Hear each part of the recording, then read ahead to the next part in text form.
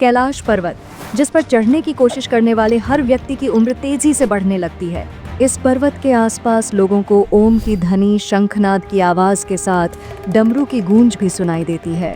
यह पर्वत चढ़ने की कोशिश हजारों लोगों ने की है, लेकिन आज तक किसी के लिए भी इस पर्वत की चोटी तक पहुंचना संभव नहीं हुआ। लेकिन तिब्बत का एक खौफनाक तांत्रिक, जिसने एक ही रात में करीब 80 लोगों की हत्या करके एक छोटे से गांव को शमशान बना दिया था, आज से करीब 900 साल पहले कैलाश पर्वत की चोटी तक पहुंचने वाला इतिहास में दर्ज एकमात्र इंसान था, मिलारेपा। लेकिन कैसे? क्या उसने इस पर्वत के रहस्य को सुलझा लिया था? क्या उसने वह ऊर्जा महसूस की जो आज भी कैलाश पर्वत के आसपास मौजूद है? तिब्बती लोगों का मानना है कि मिलारेपा भगवान बुद्ध का अवतार है। तो क्या भगवान बुद्ध का अवतार 80 लोगों की हत्या कर सकता है? इस वीडियो में हम इन्हीं प्रश्नों का उत्तर खोजेंगे, सिर्फ 3 चैप्टर में। फर्स्ट चैप्टर में हम जानेंगे कैलाश पर्वत, क्यों कोई इसे आज तक नहीं चढ़ पाया। कैलाश पर्वत के वैज्ञानिक और आध्यात्मिक रहस्यों को डिकोड करेंगे। सेकंड चैप्टर में हम जानेंगे मिलारेपा कौन था, एक तांत्रिक, हत्यारा या संत। थर्ड चैप्टर में हम जानेंगे मिलारेपा का कैलाश की चोटी तक का सफर, उनकी रहस्यमय यात्रा और अद्वितीय उपलब्धि पर प्रकाश। फर्स्ट चैप्टर, कैलाश पर्वत, क्यों कोई इसे आज तक नहीं चढ़ पाया। तिब्बत में स्थित कैलाश पर्वत की ऊंचाई करीब 6,638 मीटर है, जो हिमालय के माउंट एवरेस्ट से लगभग 2,210 मीटर कम है। अपनी कम ऊंचाई के बावजूद यह पर्वत आज तक अजेय बना हुआ है। इसे भगवान शिव का निवास स्थान माना जाता है और इसका महत्व केवल हिंदू धर्म तक सीमित नहीं है, बल्कि बौद्ध, जैन और तिब्बती धार्मिक परंपराओं में भी इसका गहरा उल्लेख मिलता है। प्राचीन मान्यताओं में इसकी चोटी को ब्रह्मांड का केंद्र या नाभि माना गया है, जिसे वैज्ञानिक भाषा में एक्सिस मुंडी कहा जाता है। माउंट एवरेस्ट को दुनिया भर के पर्वतारोही आधुनिक तकनीकों का उपयोग करके चढ़ चुके हैं, लेकिन कैलाश पर्वत पर चढ़ने की कोशिश करने वाले हजारों पर्वतारोही और रिसर्चर व्यर्थ होकर सनातन को नमस्कार करके लौट चुके हैं। पर्वतारोहियों का कहना है कि यहाँ का मौसम अचानक बदलने लगता है और एक शक्तिशाली मैग्नेटिक ऊर्जा उनके मस्तिष्क में ऐसा इल्यूजन पैदा कर देती है जिससे उनका दिशाओं का ज्ञान खत्म हो जाता है। इसी कारण दिशा भ्रम होता है और यहाँ पर कंपास भी काम करना बंद कर देता है। कैलाश पर्वत के आसपास जो भी व्यक्ति कुछ समय बिताता है, उसे अपने शरीर पर विचित्र प्रभावों का अनुभव होता है। कई पर्वतारोहियों ने दावा किया है कि यहाँ उनके बाल और नाखून तेजी से बढ़ने लगते हैं, जिससे उम्र मानो तेजी से आगे बढ़ रही हो। इस पर वैज्ञानिक भी हैरान हैं, क्योंकि यह प्रभाव किसी अन्य पर्वत पर देखने को नहीं मिलता है। इस घटना के पीछे कोई स्पष्ट वैज्ञानिक कारण नहीं है, लेकिन इसे पर्वत की रहस्यमयी ऊर्जा का असर माना जाता है। कुछ लोग मानते हैं कि यह ऊर्जा कैलाश के चारों ओर एक सुरक्षा कवच की तरह काम करती है, जो मनुष्य को इसके शिखर पर पहुंचने से रोकती है। कुछ रिपोर्ट्स के अनुसार कैलाश पर्वत पर एक दिन बिताना आपकी जिंदगी के 2 हफ्तों के बराबर होता है। रूसी वैज्ञानिक प्रोफेसर डॉर्निक का मानना था कि कैलाश केवल एक पर्वत नहीं है, बल्कि एक विशाल पिरामिड है, जिसके भीतर कई छोटे छोटे पिरामिड छिपे हुए हैं। कैलाश पर्वत की परिक्रमा, जिसे कोरा कहा जाता है, करीब 52 किलोमीटर लंबी है और इसे पूरा करने में लगभग 3 दिन का समय लगता है।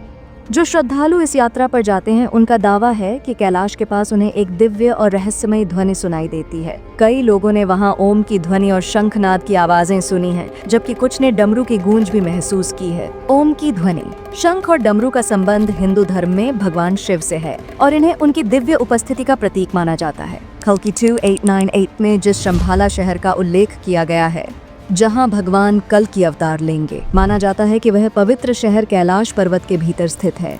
यह विश्वास कैलाश के रहस्य और महत्व को और भी गहरा बना देता है। सेकंड चैप्टर में हम जानेंगे मिलारेपा कौन था, एक तांत्रिक, हत्यारा या संत। कैलाश के रहस्यों से जुड़ी सबसे अद्भुत और रहस्यमयी कहानी तिब्बत के संत, कवि और तांत्रिक मिलारेपा की है, जो लगभग 900 साल पहले की है। हजारों लोगों के असफल प्रयासों के बावजूद मिलारेपा एकमात्र व्यक्ति माने जाते हैं जिन्होंने कैलाश की चोटी तक पहुंचने की साहसिक यात्रा पूरी की। लेकिन यह कैसे हुआ? इसे समझने के लिए हमें उनकी जीवन यात्रा को विस्तार से जानना होगा। मिलारेपा का जन्म एक साधारण सुखी परिवार में हुआ था। उनके पिता एक प्रतिष्ठित व्यक्ति थे और उनके घर में हर तरह की खुशियां थीं। लेकिन नियति को कुछ और ही मंजूर था।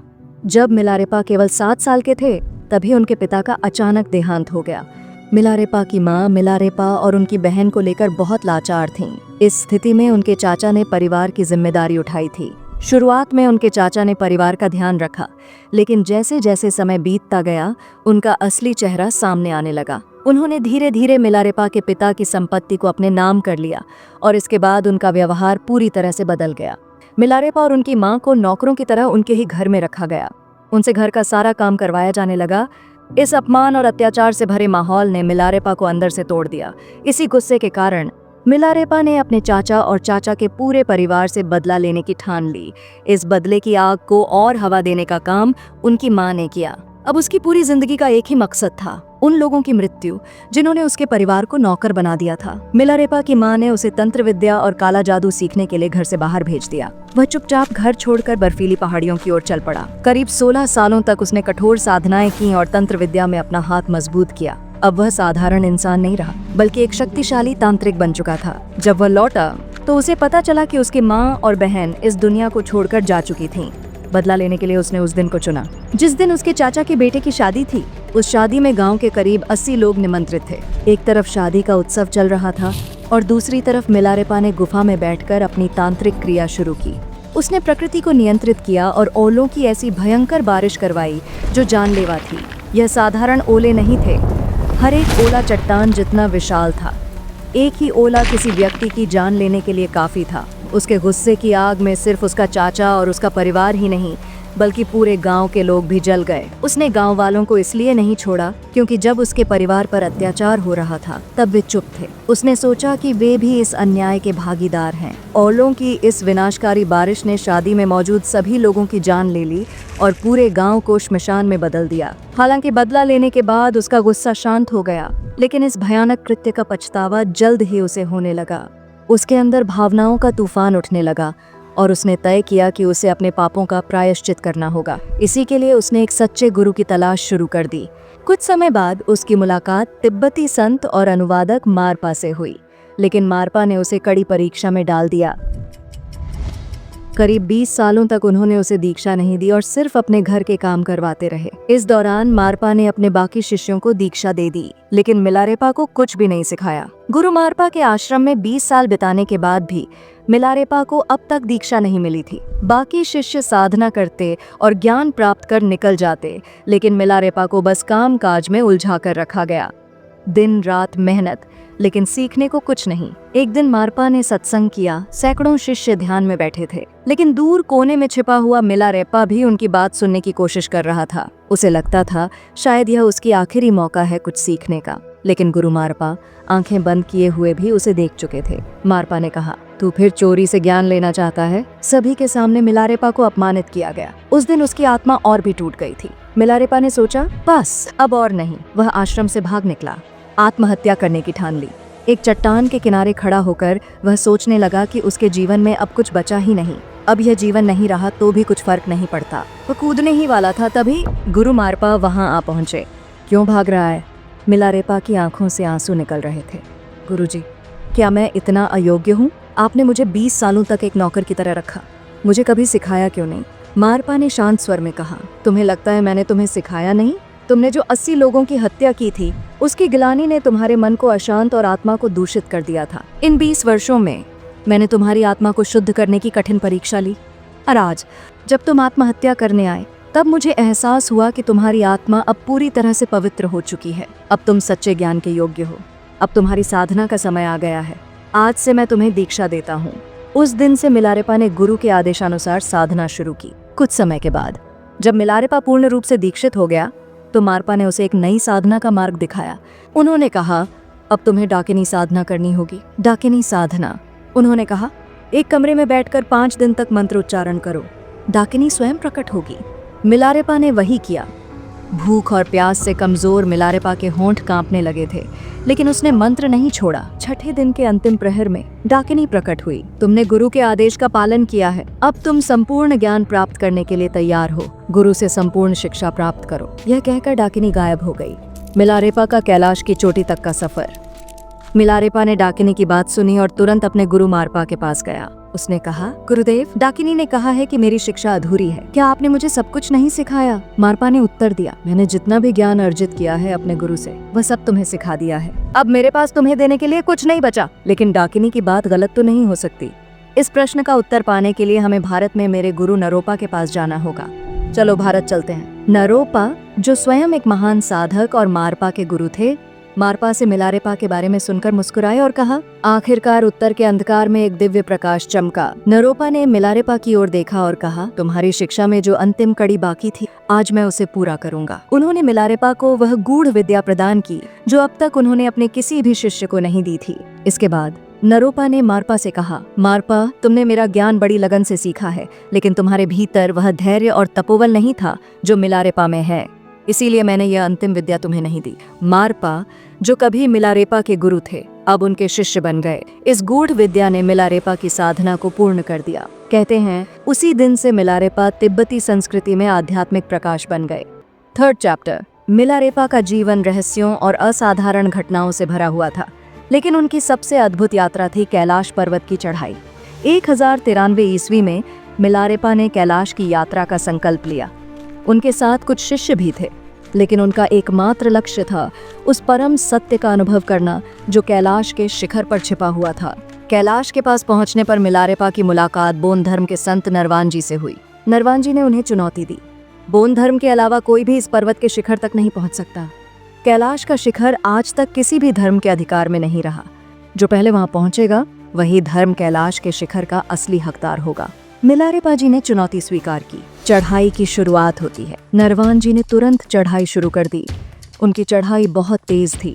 हर कदम पर उनकी शक्ति और आत्मविश्वास झलक रहा था, लेकिन मिलारेपा ने शांत होकर ध्यान लगाया। उनकी आत्मा जैसे ब्रह्मांड से बातें कर रही थी। उनके शिष्य स्तब्ध थे। क्या उनका गुरु चढ़ाई को इतना हल्के में ले रहे हैं? सूरज की पहली किरण के साथ नरवान जी शिखर के करीब पहुंच गए, लेकिन अचानक तेज रोशनी उनकी आंखों पर पड़ी। उनकी आंखों में असहनीय जलन होने लगी, जिससे वह आगे नहीं बढ़ सके और नीचे लौट आए। इसी समय मिलारेपा ने अपनी ऊर्जा संचित की। उन्होंने ध्यान से उठकर पर्वत की ओर कदम बढ़ाए। उनकी चाल धीमी लेकिन स्थिर थी, जैसे यह चढ़ाई उनके लिए एक सरल कार्य हो। नरवान जी और उनके शिष्य देखते रह गए। बिना रुके बिना थके मिलारेपा शिखर पर पहुंच गए। शिखर पर पहुंचकर मिलारेपा ने अद्भुत शांति और दिव्यता का अनुभव किया। उन्हें लगा जैसे भगवान शिव स्वयं वहां उपस्थित हों। नीचे लौटकर उन्होंने नरवान जी और शिष्यों से कहा, यह पर्वत सिर्फ वही चढ़ सकता है जिसने अपनी सभी कमजोरियों को मात दी हो। यहाँ एक ऐसी शक्ति का निवास है जिसके मर्जी के बिना ऊपर चढ़ना असंभव है। इस अनुभव के बाद मिलारेपा आत्मज्ञान की चरम सीमा तक पहुंच गए। उन्हें भूत, वर्तमान और भविष्य का संपूर्ण ज्ञान प्राप्त हुआ। उन्होंने अपने शिष्यों को बताया कि अब उनका जीवन साधना और सेवा के लिए है। इसके बाद उन्होंने तंत्र मार्ग को छोड़ दिया और एक संत और कवि के रूप में हजारों गीत लिखे। सांगन्योन हेरुका's बुक 100,000 Songs of Milarepa।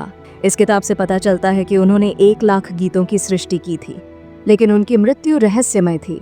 वह एक साजिश का शिकार बने। पर सवाल यह है, भविष्य को जानने के बावजूद मिलारेपा ने अपनी मृत्यु को क्यों स्वीकार किया? मिलारेपा की मृत्यु को लेकर कई कहानियां प्रचलित हैं, लेकिन सबसे प्रसिद्ध ये है कि उन्हें जहर देकर मारा गया। उनके प्रमुख शिष्य रिचुंगपा ने इस बारे में विवरण दिया है। एक बार मिलारेपा अपने शिष्यों के साथ यात्रा कर रहे थे, तभी पास के एक गांव से उन्हें शादी में बुलावा आया। शादी में हर कोई उत्साहित था कि मिलारेपा आशीर्वाद देने आएंगे। वहां मौजूद लोग उनसे मिलने के लिए बेताब थे। कोई उनसे ज्ञान मांग रहा था तो कोई आशीर्वाद। लेकिन उस भीड़ में एक व्यक्ति और था, एक पंडित। वह पढ़ा लिखा था, धार्मिक किताबों का बहुत बड़ा ज्ञानी, लेकिन मिलारेपा की ख्याति देखकर उसके मन में जलन हो रही थी। पंडित ने मिलारेपा के सामने अपनी किताबें रखते हुए कहा, अगर तुम सच में ज्ञानी हो तो इन किताबों को पढ़कर बताओ, इनमें क्या ज्ञान छुपा है? मिलारेपा ने शांत होकर जवाब दिया, यह सब सांसारिक किताबें हैं, असली ज्ञान तुम्हारे भीतर है, उसे खोजो और तब तुम किसी किताब की जरूरत महसूस नहीं करोगे। मिलारेपा के इस जवाब से पंडित नाराज हो गया। उसने गुस्से में कहा, तुम सिर्फ एक ढोंगी साधु हो, और वहां से चला गया। लेकिन यह गुस्सा यूं ही नहीं थमा। उस पंडित ने मिलारेपा को मारने का इरादा किया। उसने अपनी चाल चली। उसने शादी में आई एक महिला को मोती की माला का लालच दिया और कहा, अगर तुम मिलारेपा को यह जहर दिया हुआ खाना खिला दो तो यह मोती की माला तुम्हारी हो जाएगी। महिला लालच में आ गई और उस जहरीले खाने को लेकर मिलारेपा के पास गई। मिलारेपा ने उसे देखते ही कहा, क्या वह माला तुम्हारे पास है? नहीं है तो जाओ, पहले माला लेकर आओ। मेरे निधन के बाद तुम्हें वह माला कभी नहीं मिलेगी। महिला भागकर पंडित के पास गई और माला ले आई। मिलारेपा ने मुस्कुराते हुए वह खाना खा लिया। महिला यह देखकर उनके चरणों में गिर पड़ी और रोने लगी। मिलारेपा ने महिला को सांत्वना दी और कहा, यह मेरी नियति है, मेरा समय अब पूरा हो चुका है। जिस उद्देश्य से मैं इस धरती पर आया था वह अब पूरा हो चुका है। मिलारेपा ने उस महिला को अपना अंतिम शिष्य बनाया। फिर अपने शिष्यों के सामने उन्होंने अपने आखिरी संदेश कहे। उनकी वाणी में ऐसा तेज था कि स्वर्ग के देवी देवता भी सुनने के लिए रुक गए। उन्होंने कहा, जैसे मधुमक्खी हर प्रकार के फूलों से रस लेती है, वैसे ही हर जगह से ज्ञान लो। जैसे हिरण शांत जगह ढूंढता है, वैसे ही एकांत में जाओ और जो कुछ सीखा है उसे आत्मसात करो। जिनके दिल में निस्वार्थ प्रेम और करुणा होती है वही सच्चा ज्ञान पाते हैं। बाकी लोग चाहे कितने भी पढ़े लिखे क्यों न हो, सिर्फ बौद्धिक मूर्ख होते हैं। मृत्यु से डरकर मैं पर्वतों में गया। मैंने बार बार मौत की अनिश्चितता पर ध्यान किया और अंत में उस असीमित चित्त की प्रकृति को समझा। और इन शब्दों के साथ मिलारेपा ने अपनी अंतिम सांस ली। बौद्ध धर्म और तिब्बत की संस्कृति को पिछले 800 सालों में जितनी ऊंचाइयों तक पहुंचाया गया है, उसमें सबसे बड़ा योगदान अगर किसी का है तो वो मिलारेपा का है। उनकी शिक्षाएं और जीवन की कहानी आज भी लोगों को आत्मज्ञान और सच्चाई के मार्ग पर चलने के लिए प्रेरित करती हैं। अगर आप ऐसी और कहानियों में दिलचस्पी रखते हैं तो हमारे चैनल को एक्सप्लोर करें।